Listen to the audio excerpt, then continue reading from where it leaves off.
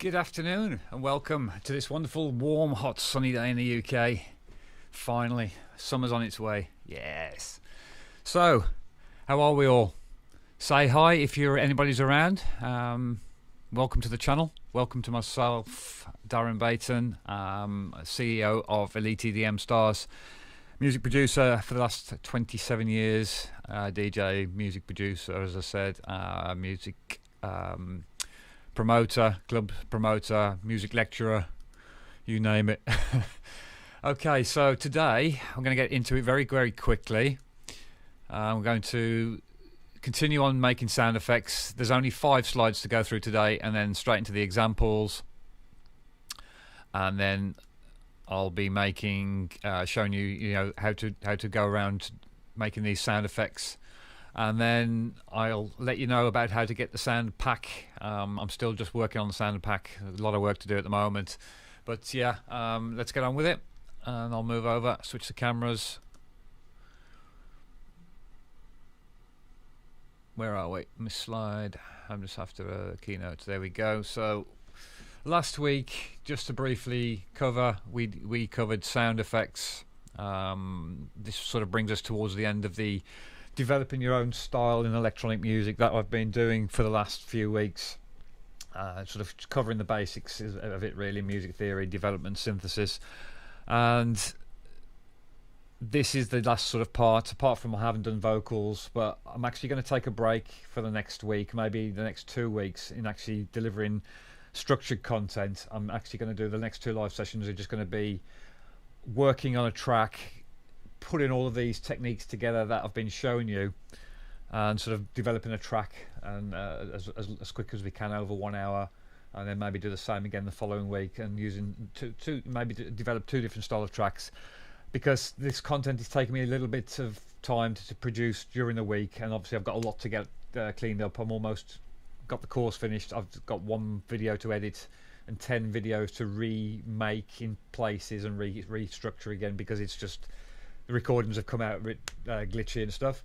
So I'm just going to take a little bit of break from the structured content, just to give me that extra day and a half. I'm now getting up at about 4 o'clock, waking up at 4 o'clock and getting up at about 6 o'clock in the morning, just to get those extra 3-4 hours in the day and make the most of the day, really, just to try and get everything done.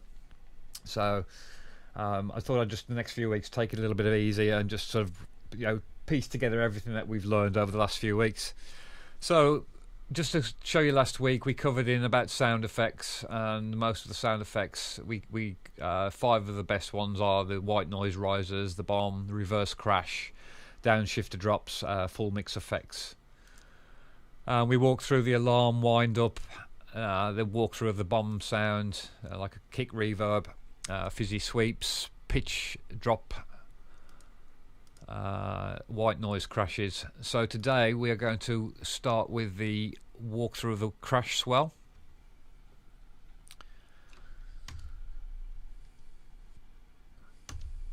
So to make a long reverse crash that comes out of nowhere and swells in volume, load up a regular drum machine, such as one from the 909, or any crash sound that you want that's is suitable for the mix. I mean, obviously if you're using a certain crash in the mix, use that crash again, or something similar in tone and pitch. Experiment with the tuning of the crashes at higher pitches and naturally brighter. Just 1 sec, I'm going to block that light out from the camera. Experiment with the tuning crashes at higher pitches are naturally brighter than those that have been tuned down. Note the crashes are pitched instruments, so retune it until it works in the track. To make it long, sort of longer in the mix, and add a tape echo or a stereo ping pong delay, use the BPM sync and set the delay time somewhere between 1/8 and 1/4 bar. Experiment with dotted and triplet values to see what blends best with the groove.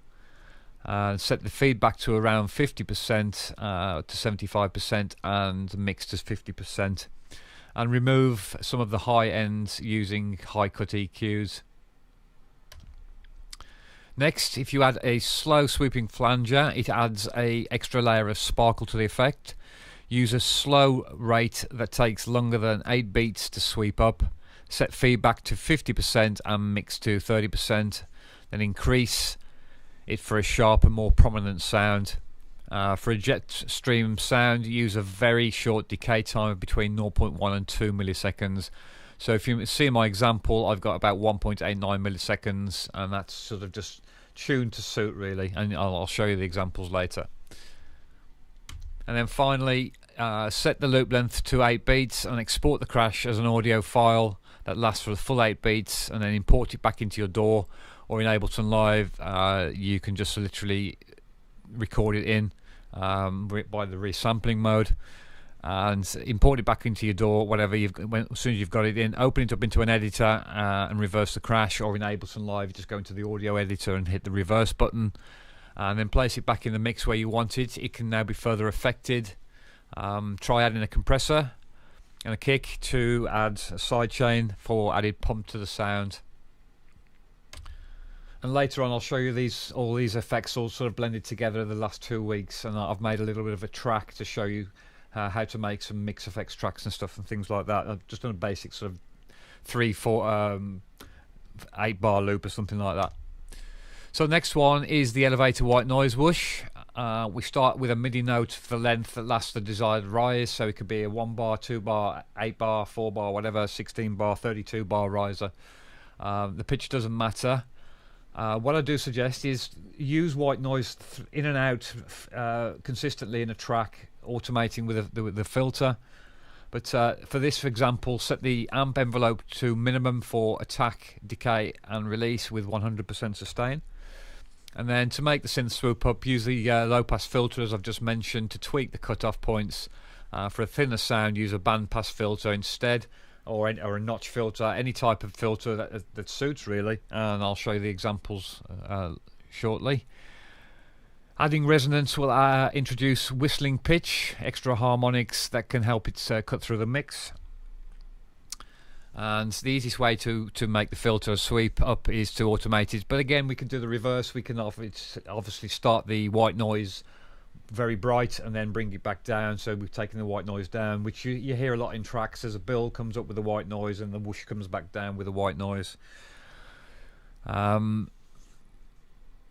By using the cutoff filter to sweep over the length, it allows a huge amount of control over the cutoff and the filter options. So one trick is obviously to ramp it up and accelerate towards the very end, and it gives the impression of it sort of lifting and rising very quickly.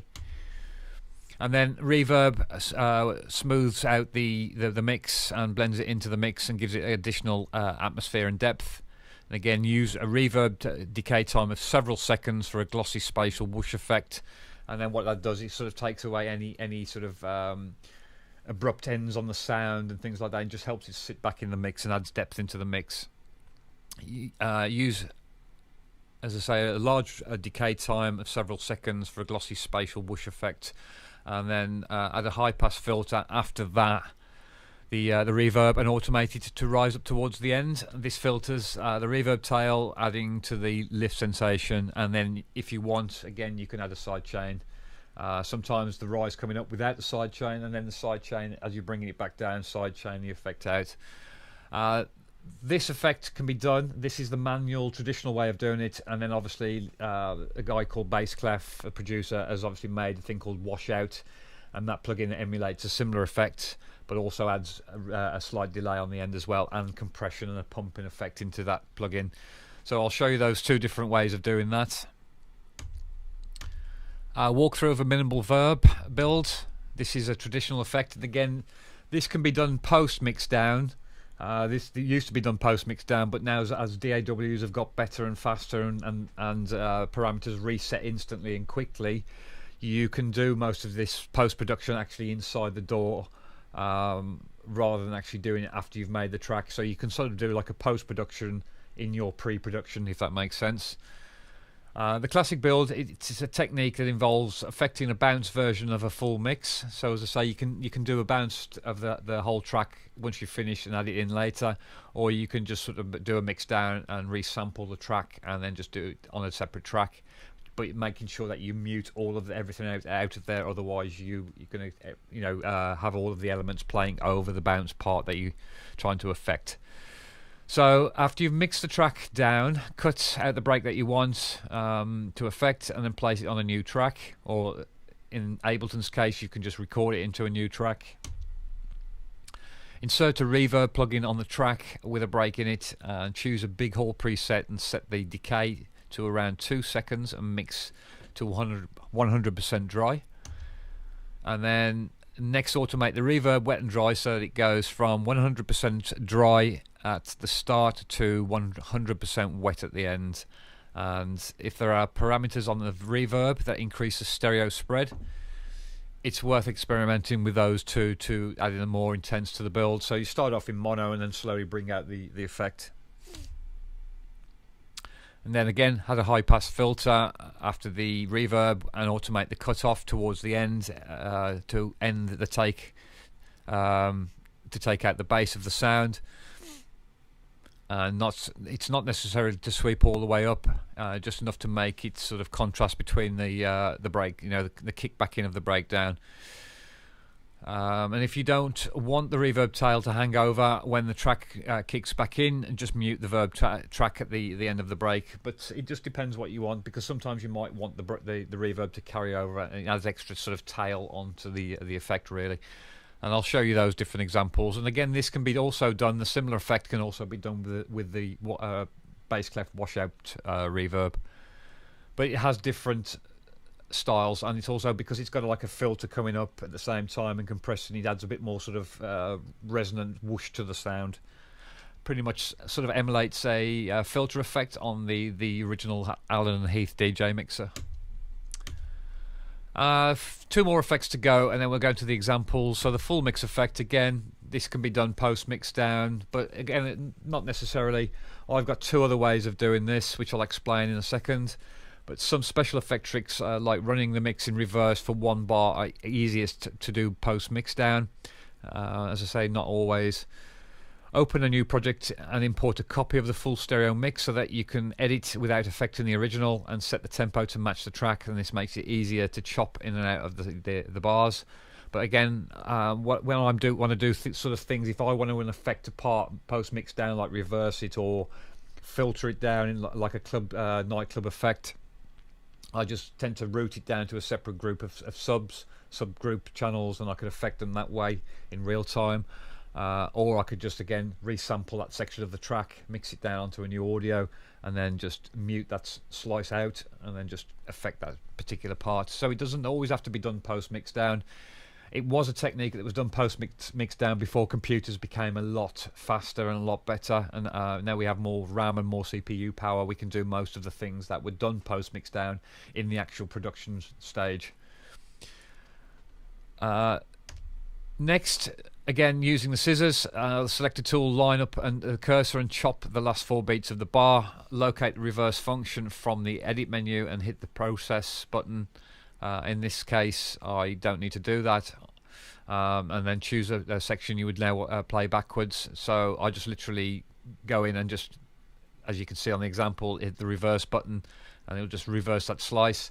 If I want to commit it to that piece of audio, you have to then go in and consolidate it.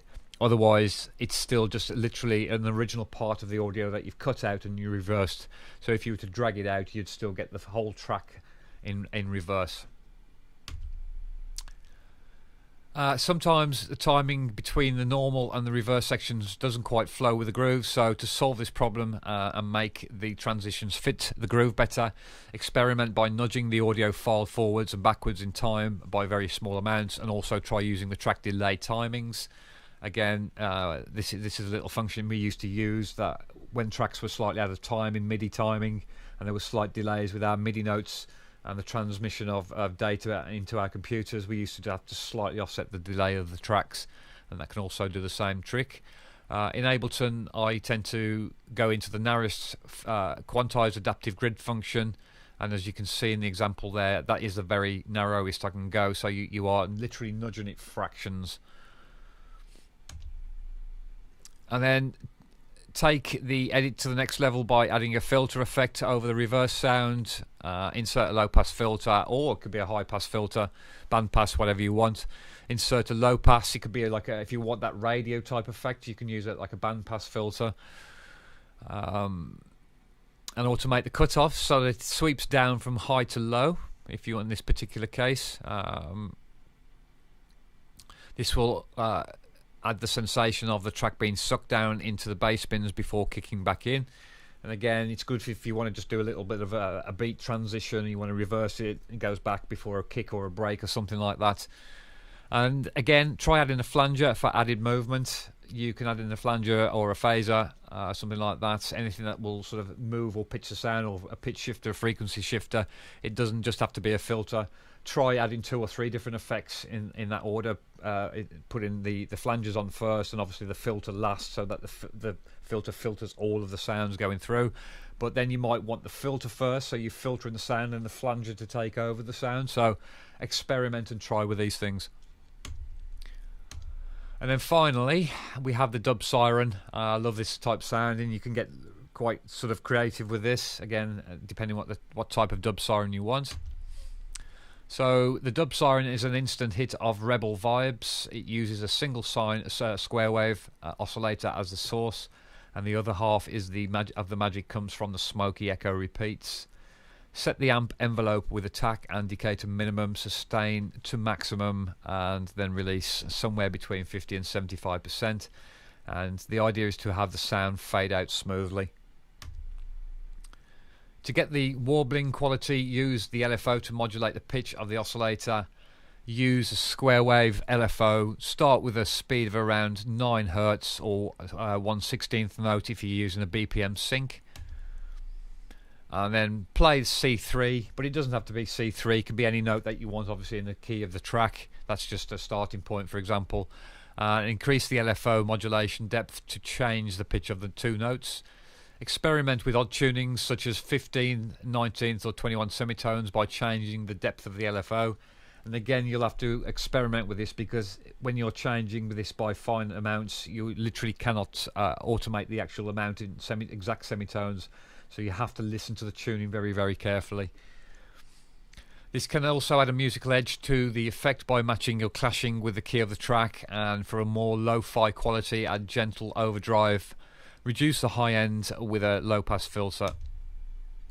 And then finally, to get that dubby sound, again, you could either the traditional sound was created by the Roland Space Echo, but obviously you need the original Space Echo unit, which are quite expensive as well. And if you haven't got one, you can use any tape emulator, will work. I'm using the Arturia Delay Tape 201, which emulates the exact Roland Space Echo delay. So you set the feedback to a notch below the point of infinity. In this case, it's the intensity is the feedback, you can see there in the image. And then again, you've got to get this just about right, because otherwise it feeds too much back into itself, and it just gets a bit louder and louder. And if there's a lot of bass in the sound, it will just start to rumble in the mix. So set the feedback, as I say, to a notch below infinite repeats, and use the high pass filter to shave off the low end to get that bit of lo-fi quality. And you could always, as well, you could actually add, if you want a little bit more lo-fi, add a bit crusher onto the sound as well, into the chain. And then select a BPM sync with triplets or dotted notes to cut across the groove, and then again, that's preferable choice. So guys, let's move on, and we'll go into the examples.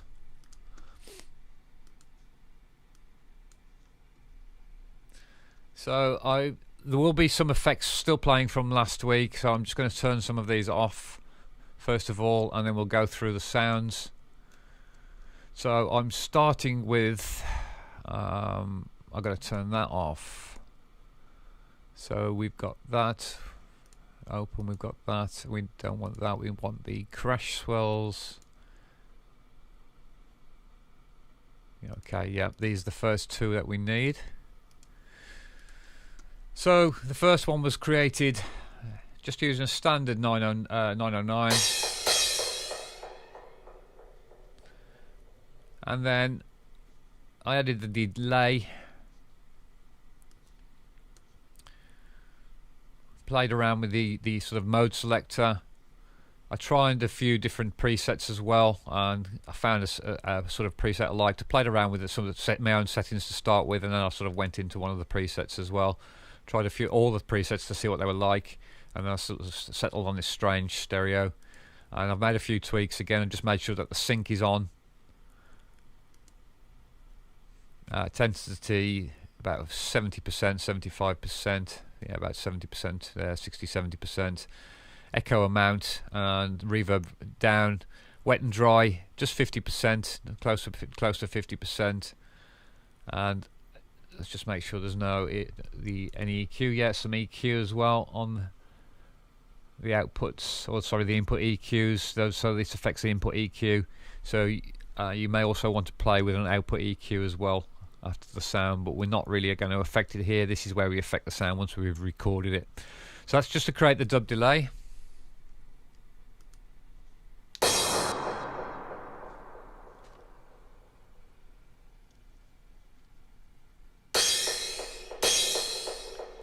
And then what I've done is recorded the audio. I've just pretty much bounced it down. In my case, I could record it. I could go in and create new audio, go into here, and then hit resample and record it on there. Just make sure the track's. When you do that, in my case, I can just freeze the track. I froze the track, and then I just literally drag the audio down, copy the audio down, and then I just hit the reverse button, and I've got a sidechain compressor on here, so I'll just play this for you.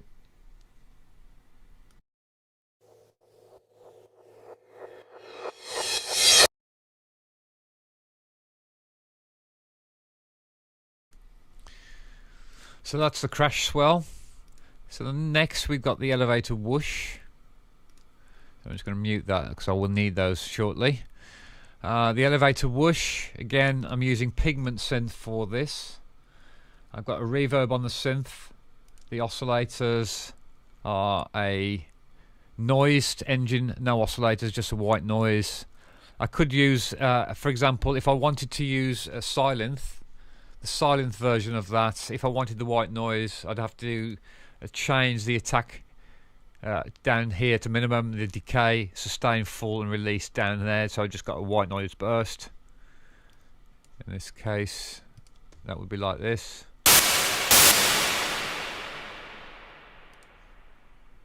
But I'm using the white noise from generator in here, which doesn't really have an envelope shaper. It's just a general white noise. If you come into the envelopes, you can't actually shape this white noise. It tends to be off when I come into the envelopes. You can still obviously adjust your envelope attack around it about here.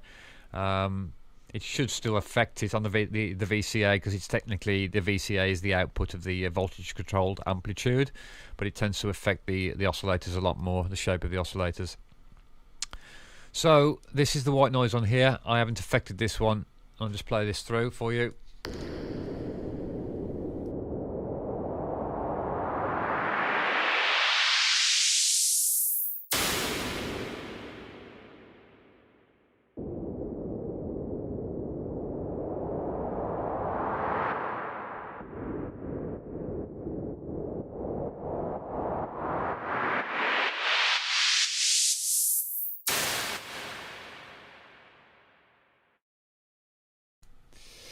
Okay, so that was that one. I've just demonstrated there with the sidechain and without the sidechain. So obviously the automation in there as well. There's a bit of automation on the filter cutoff there, and also there's some automation again on the filter there. That's making it sweep up in the mix.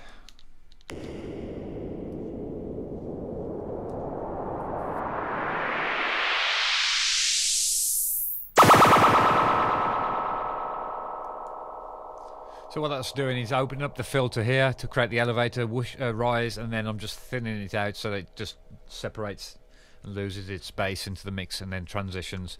And you'll see it'll all make sense, because I've made a little bit of a track here, which we're going to come into this next one. So the minimal verb build, what I've done is made a little bit of a track. So let me just turn some elements back on.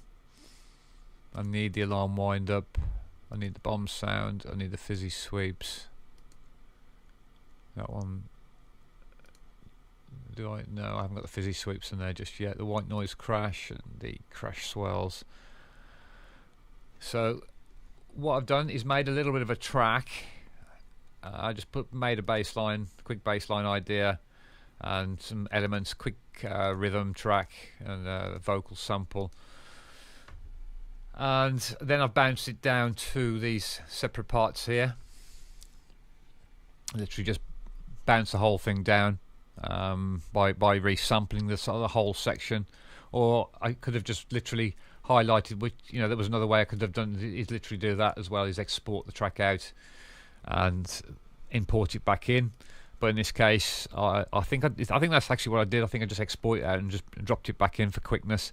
But I could have just gone into here, create a new audio again, and then just hit resampling and just resample the part of the track I want. I'll just play this through.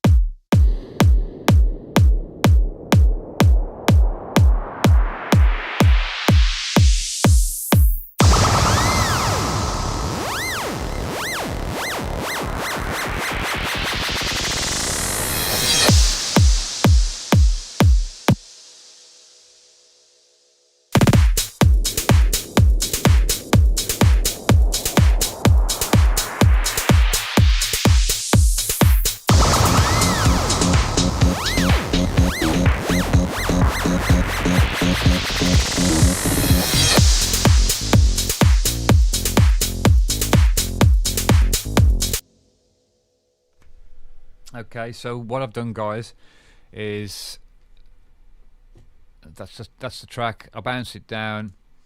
I'm just going to turn these sections off and put these on.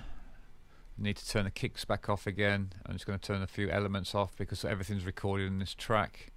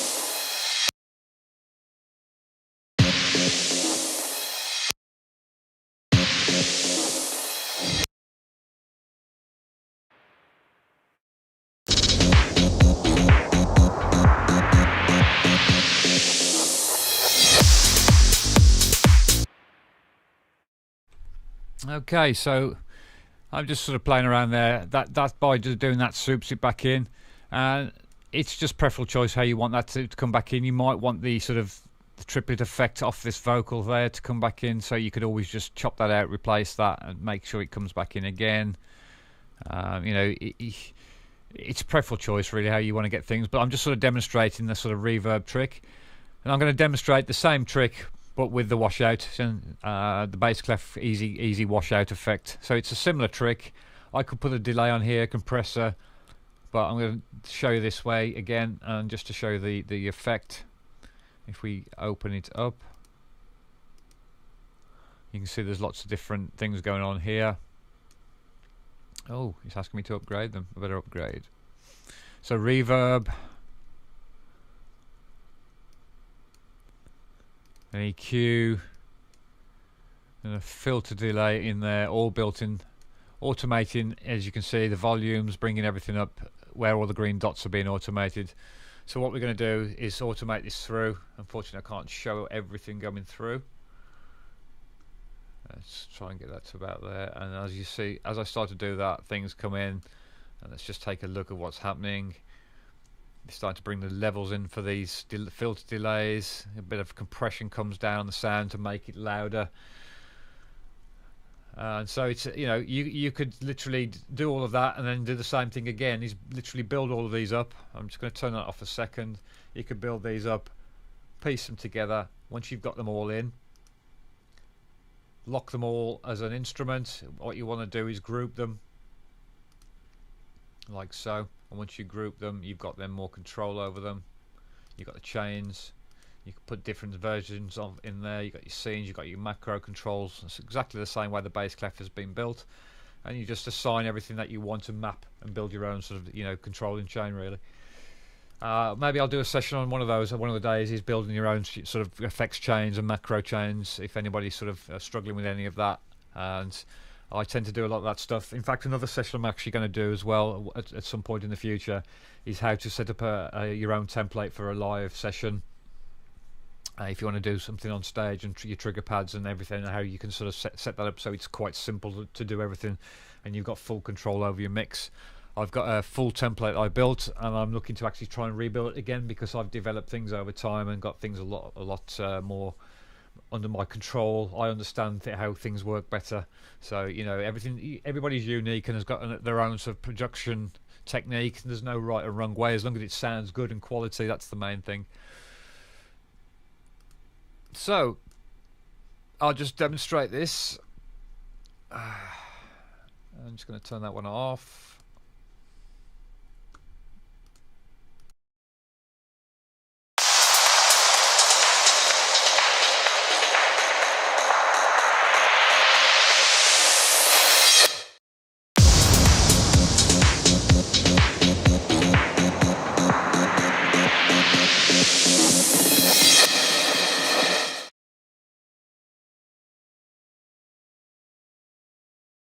Again, you might want to keep the reverb tail carrying through.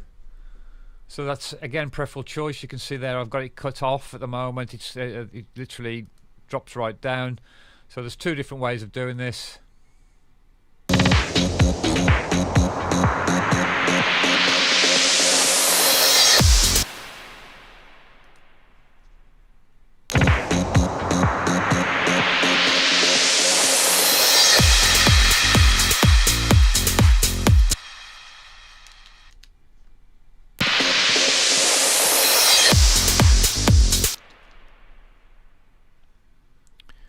Okay, so that shows you the different ways of doing that, and again I've also got the same happening on these sounds as well. If I come into my rack, where have you gone? There we are. Let's turn my reverbs and filters on, and you can see that filter coming up there. That's coming back down, but again my wet and dry here is coming off, is just stopping off. So if I was to do this,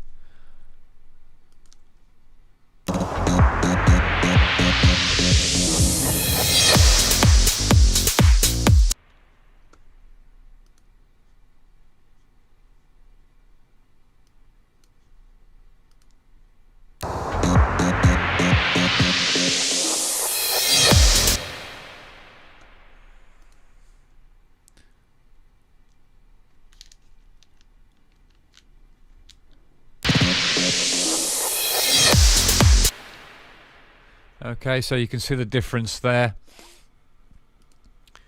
So moving on to the last two effects, we've got the full mix effect,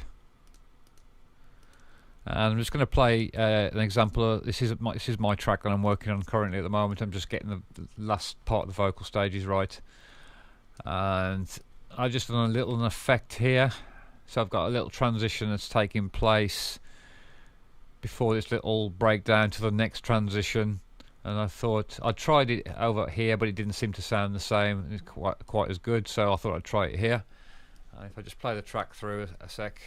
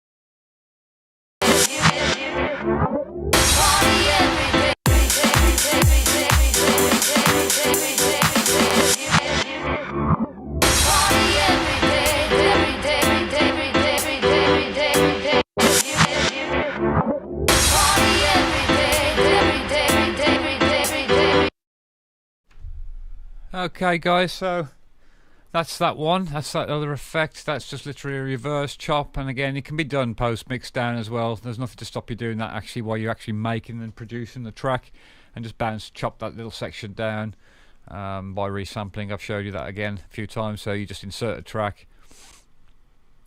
and you go get the right one, Darren. So resampling, and you just resample the part of the track that you want to affect. If you don't want everything playing, mute those tracks, or just solo the tracks that you want and then bounce it, record the audio.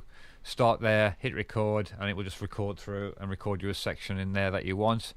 If you want to make sure you consolidate this because it's a full part, just hit consolidate and it will bounce it down, and that will just confirm it to that audio, which is also very useful if you're sending off stems and stuff to people, or sending off samples. They'll have all of the bounce parts in the right place and stuff, and that, you know, if you're just sending a few samples, especially if you're mastering, you're sending off stems, you're most likely to bounce the whole stems down as one complete part anyway, so you won't be sort of sending these samples, but it just consolidates them and puts them into the folder and keeps them in the folder, and make sure, you know, that they always load with the track. And it stops you, for example, if you've got a piece of audio that's a full track, it stops you this whole track keep loading all the time in the background. Okay, so let's move on to the final one, and that's a Dub Siren. So again, I'm using Pigment and the delay from Arturia here, and it's just a simple square wave, and the pitch is being controlled by the LFO here. Only a very small amount of depth, about 1/3 of the way through. I don't want it fully controlling the pitch, you can see there. And then that's pretty much it, I think, are the envelopes. Very fast attack, fast decay, no attack, no decay, just a fast sustain, and a quite open release. You want the sound to just naturally fade away. So if I come to this, and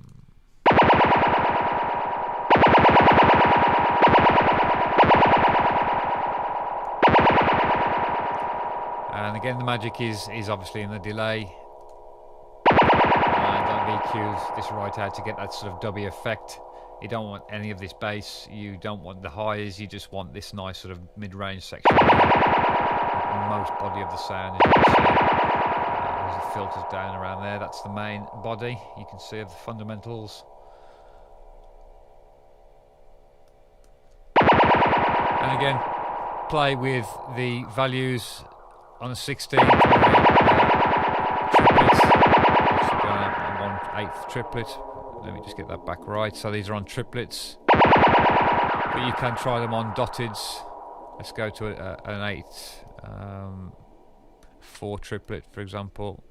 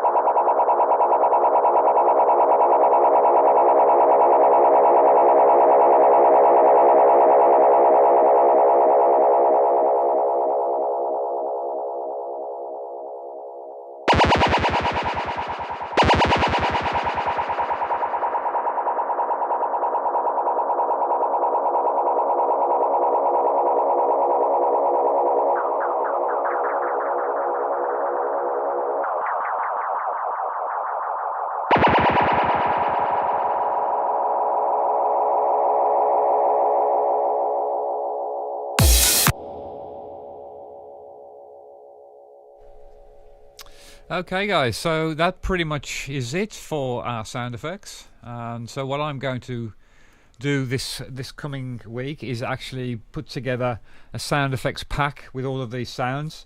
If you've got the plugins by Arturia, you'll be able to download the actual effects banks or the effects patches, but also there will be a folder of 3 different folders, and they'll be in 3 different pitches, so that when you drag them into the sampler, instead of having to pitch them up, if you want to pitch them up and down and to affect the sample rate and the bit depth, I know that Ableton has got a good logarithm movement sort of inside here with your preserving your transients and also your beats and complex pro modes, for example. But sometimes samples can still sound unnatural, so I'm going to actually do the samples in 3 different keys, so they're easier to transpose up and down inside your sampler. And if you want to then create like a multi from them, you can create a multi from them. Then they will obviously be documentation inside to explain what's going on, what key that they're in, what starting root note they're in. And I'm just going to piece that together next week, and hopefully I've got to build the landing page for it to put out for you guys so that you can download it. And all we ask for really is just an exchange for an email. That's all we want, just so that we can add you to our subscribers list and introduce you to any sort of new courses or any tips and tricks that we're going to post out. We're not going to bombard you with spam. We're not going to post you every single day. You may get a newsletter once a week or once a fortnight. At this, you know, we're not about sort of spamming people. We want people to actually learn and actually read our emails. We don't want to just sort of pass them by. We want to get quality out of our emails, and actually, you know, they're worthwhile reading really. So I will be taking time to sort of put together a newsletter system for that. So that's pretty much sort of wraps today up, guys. Again, don't forget, if you do want a one-to-one session with us, you can jump over to the website, and the information is in the description below. So smash the like button. No, don't smash it too hard, because that's abuse of YouTube. And if you like the video, give us a thumbs up and spread the round, share the channel, and you know, tell your mates about us. The smashing the like button does help the algorithm. It does help me to, you know, keep the content going, keep the channel going. Because if nobody's around and nobody's watching the videos, it's not really worth me continue doing videos every single week. I may start to do them every fortnight, purely because I can focus on other work. So let me know, guys. Yeah, leave a comment and have a fantastic day, and I'll see you all next week. Take care. Bye bye.